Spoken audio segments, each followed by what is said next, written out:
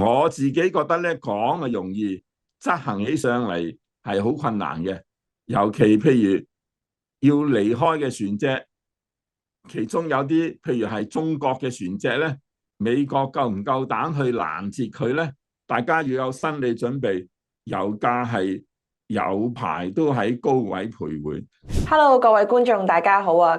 上一次咧同施生討論咗咧，即係特朗普咧就用呢個戰機咧去即係搜救佢嗰個人員之後咧，最近又做咗啲驚人之舉喎！先同施生打聲招呼先啦，你好啊，施生。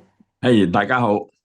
因為見到咧，即係美國副總統咧，曼斯率團咧，就喺同伊朗咧個談判咧，好似唔係幾成功之後咧，特朗普政府咧就即刻宣布對呢個霍爾木茲海峽啊，同埋伊朗港口實施一個海軍嘅封鎖啦。之前去談判嘅時候咧，就係想伊朗開翻個海峽啊嘛。咁點知咧而家唔成功之後咧，佢又反而自己去做翻呢個封鎖行動喎。施生點睇啦？同埋咧，即係據報咧，即係伊朗一方啦，同埋以色列咧，似乎好似都係有意願繼續去進行呢個談判。事實上，施生覺得咧，目前嘅情況或者係講緊呢個談判嘅推進啦，係咪都有進展呢？只要你睇過美伊雙方嘅談判嘅要求啊，你就都知道大難都搞唔埋噶啦，就雙方都要作出好大嘅讓步，先至會真係有個協議出嚟。所以我嗰陣時都預期咗唔會一傾即成嘅，都係有排傾，談談打打，邊談邊打，要拖一個比較長嘅時間嘅，因為派出去代表自己國家嘅談判人員咧，佢哋都要向人民交代噶嘛，咁佢哋都會喺一開始嘅時候堅持自己嘅立場，唔肯作輕易嘅讓步。如果兩邊都係咁嘅，梗係談判破裂啦，所以破裂咧係正常嘅。不過睇佢哋咧喺談判破裂之後，尤其係美國方面並沒有將嗰個戰事升級啊嘛，連以色列嗰邊都收斂咗嘅，所以其實特朗普應該係準備隨時返回談判桌嘅。不過喺呢個時候咧，佢自己都要揾個落台階噶嘛。之前佢就話嗱，伊朗你唔聽我支笛咧，你又知味道有排你慘。但係佢實際上之後乜都冇做噶嘛，佢就要扮嘢都要扮啲噶啦。估都估唔到啊，美國會選擇以封鎖霍爾木茲海峽作為回應。其實之前佢一路話要打通噶嘛，而家竟然調轉頭跟住伊朗一齊去封鎖。啲人話你鬥爭啊，一做嘢啊，做下你就將個目標改變咧，就叫搬龍門啊嘛，搬歪啲，咁你咪可以射得中咯吓。其實就好荒謬嘅嘢嚟噶嘛，佢係精神勝利嘅啫，自己射唔入龍門，就將人哋嘅龍門當自己嘅龍門。明明自己之前話想去打通個航道噶嘛，打通唔到咧就改為封鎖。其實佢基本上係為佢唔能夠成功封鎖個航道作辯解嘅啫嘛，所以其實係阿 Q 精神嘅。我早話佢就會靠精神勝利，當自己勝利。佢嘅勝利方法咧就真係犀利過魯迅筆下嘅阿 Q 啊，乜都講得出嘅。要封鎖霍爾木茲海峽，人哋都做緊，究竟邊啲係你做嘅，邊啲係人哋做嘅？點樣分呢？另外，你憑乜嘢唔俾人哋過呢？你自己都話伊朗封鎖唔啱嘅，嗰度係公共海域，人人都有權過嘅，咁自己又去做同樣嘅嘢喎。我自己覺得咧，講係容易，執行起上嚟係好困難嘅。尤其譬如要離開嘅船隻，其中有啲譬如係中國嘅船隻咧，美國夠唔夠膽去攔截佢咧？以前美國成日喺公海攔截啲船，強行上去檢查睇下人哋有冇運咗一啲美國唔俾嘅違禁品，咁佢係唔理國際法嘅。不過中國而家以佢自己嘅國力，應該冇好似以前咁容易就範嘅，因為以前中國改革開放之前啊，起一艘10000噸級嘅貨輪都已經覺得好巴閉啊。咁但係而家中國係有自己嘅航母啦，仲起緊係12噸級嘅，差唔多全世界航母之中最大規模噶啦嘅新嘅核動力航母啦，嗰個設備啊、火力啊都唔比美國差嘅。美國夠唔夠膽去攔截咧？我睇佢都係連去挑釁佢都會三思而行。特朗普喺呢件事上面咧，其實係口噏噏吹下水先嘅，實際做嘅嘢唔會好多。我自己估計佢都係唔使隔好耐，佢就會諗到個理由啊，揾到第三國家划船，又開始談判啦。咁啊，封咗海峽嘅呢個事情咧，可以暫且不表咯。咁但係咧，會唔會話即係見到伊朗啦，就對即係一啲過路嘅船隻收翻呢個過路費？美國其實會唔會都係想效仿咁樣做咧？美國梗係想收過路費啦，佢密謀叫巴拿馬收翻和黃喺巴拿馬運河嘅港口，目的係咩呢？就係收過路費啊嘛。巴拿馬可以收，咁佢伊朗佢都想收，咁呢個但係佢收唔收到呢？打呢場仗之前呢，其實就冇收嘅。咁而家伊朗呢就話其他啲國家有啲係冇譴責美國侵略伊朗啊，或者有啲國家俾啲自己嘅地方俾美國做軍事基地去攻擊伊朗啊，伊朗先至話要收翻啲過路費嘅。靠伊朗嗰邊咧就個航道水深啊高啲嘅，可以容許到大嘅輪船經過，所以伊朗覺得佢係有一定嘅主權，經過呢個範圍咧佢要收錢，唔係完全冇道理嘅。你可以唔經佢嗰邊噶，你可以經另一邊，啲水淺啲，未必個個過到啊嘛。咁同巴拿馬整一條運河要收錢都有類似嘅原因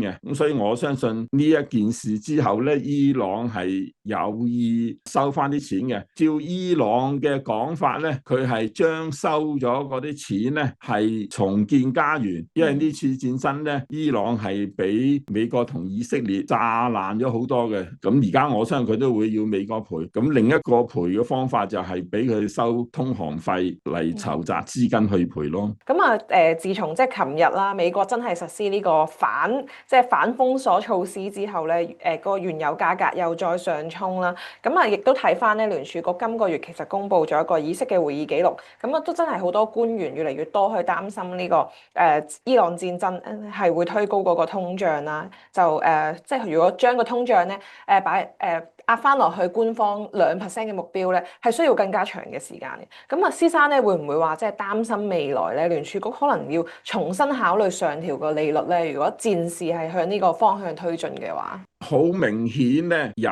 價上升咗咧，即使回落都回落唔到以前嘅水平啊！因為世界已經變咗，我頭先講好多油田啊被炸咗啦，煉油設施又被炸咗啦，海峽又封咗，咁啊運輸費又增加咗啦，保險費啊運輸費又增加咗。油係能源嘅最主要嘅來源啊嘛，咁能源貴，價錢貴咗，商品價格亦都會上升噶啦。咁一般情況咧，當商品價格上升嘅時候咧，就會被視為通脹。但係商品價格上升同正式嘅通脹咧係有唔同嘅地方嘅。一個社會如果行 QE，聯儲局啊或者中央銀行啊出嚟個市場上掃入一啲資產，包括買人哋嘅債券啊，國家嘅又好，企業又好，甚至買一啲股票啊，多咗資產，市場咧就多咗流通嘅貨幣。呢種嘅流通貨幣嘅膨脹咧，係會令到價格上升嘅。呢啲係中央銀行嘅貨幣控制鬆咗所造成嘅。如果係因為經濟蓬勃，啲人對前景樂觀，消費增加造成嘅物價上升咧，就可以視作係通脹嘅。而家係物價因油價上升，咁你加息都冇用嘅，唔通加息油價就唔上升咧？油價上唔上升係睇戰爭會唔會提早結束，睇霍爾木茲海峽係打通咗咧，又話封鎖咗咧，嚇。咁呢啲都唔係你去調節嘅貨幣流通就可以解決問題嘅。所以而家話聯儲局會加息咧，我覺得就係嚇鬼嘅啫，只係借出口術，希望撳一撳啲人唔好消費咁高嘅啫。但係佢油田被炸咗，提煉能力差咗，提煉咗又運唔到出嚟，全世界都油價都升㗎。你連美國嘅油價都升，一個原因係美國嘅提煉能力唔高，啲油要拎去第二度提煉，唔係真正自給自足。即使美國能夠自給自足啊，美國嘅油公司唔會喺世界油價上升嘅時候，佢自己賣平啲㗎嘛。咁即係香港啲油站啊，佢啲舊嘅油未用完，佢見周圍加咗價，佢都加價㗎啦。美國油公司都係咁㗎嚇，佢自己有得出產，但係可以賣貴啲喎。我做咩要益嗰啲消費者啊？我做生意㗎嘛。佢話咁賣得貴就賣貴啲㗎啦。咁所以美國咧就一樣面對物價上升啊，但係如果經濟唔好，物價又上升咧，咁企業又慘，人民